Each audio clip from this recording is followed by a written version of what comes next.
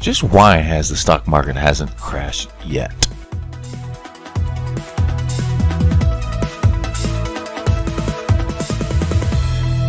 Hello, this is Chart GPT today.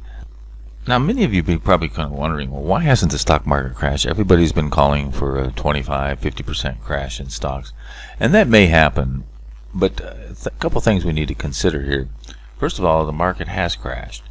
If you're looking at the bond rates here, and we had a video on this, check out the description post and go to the link that describes that. We've already had a crash in bonds. Bonds are probably currently down somewhere around the 40% mark.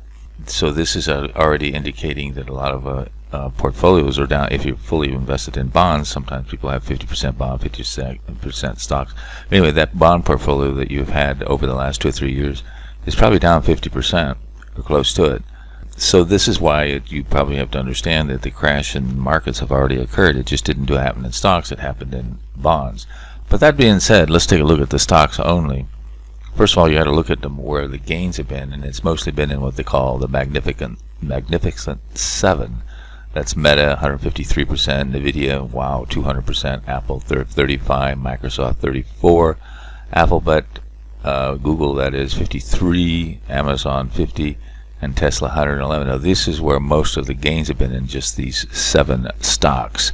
Taking a look at that, let's take a look at a kind of an index comparison. On the purple line, you can see the S&P, which is not the Magnificent Seven, has only been up to 18%. You take a look at the Russell, which is more of a mid-cap type situation. They've only been up 7%. And if you look at the micro cap, it's actually down 2%. So the interesting thing here is the smaller the market cap, the less money you've made. And of course, what's not listed here is small business. If you're in a small business, following that trend, small businesses, and there's exceptions, of course. The smaller the business, the more money you've crashed.